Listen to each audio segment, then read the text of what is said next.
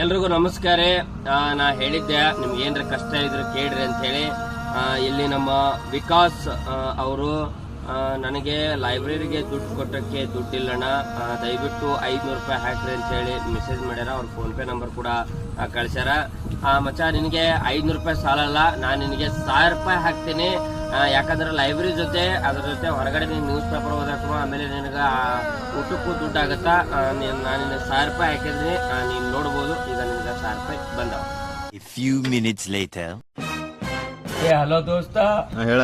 ಏ ದೋಸ್ತ 500 ರೂಪಾಯಿ ಕೇಳಿದ್ರೆ 1000 ರೂಪಾಯಿ ನನಗೆ ತಿಲ್ಲಕ್ ರೊಕ್ಕ ವಾಪಸ್ ಹಾಕು ದೋಸ್ತ. ಸುಮ್ಮನೆ ಏನೋ ವಿಡಿಯೋದ ಮುಂದೆ ಹಾಕ್ಬಿಟ್ಟಿನಿ, ಹುಚ್ಚಿಗೆ ವಾಪಸ್ ಹಾಕ್ಲಿ.